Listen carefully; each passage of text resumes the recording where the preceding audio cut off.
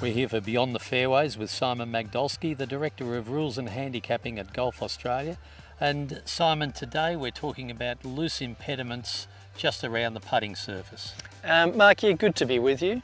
Loose impediments, unless the player's ball happens to be in a hazard and the loose impediment is touching the same hazard, the player is permitted to move a loose impediment.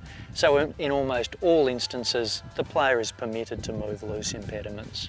So we've collected an array of loose impediments here. As you can see, there's a stone, there's a twig, some loose grass, some leaves, some sand just off the green, and some sand from a bunker shot just on the green.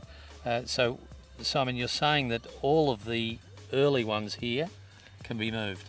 Yeah, so loose impediments, what are they? They're natural objects that are loose, which means that they're detached.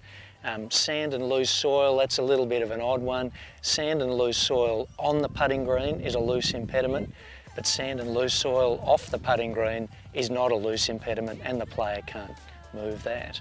What's the difference? Why is there a difference between the sand on the green and off the green? Well, if you can imagine being in amongst sand hills where a lot of the sand is loose, we don't really want players digging around in the sand dunes to create little furrows for their club to swing through. However, when the sand or loose soil is on the putting green, that's obviously a very unusual situation, and the player is considered to be entitled to a very good surface with which to putt over. So in that situation, the rules say that the player can move the sand or loose soil. So Mike, just to demonstrate the point, the twig here, it's off the green, doesn't matter, I can move that. The stones, I can move those, no problem at all.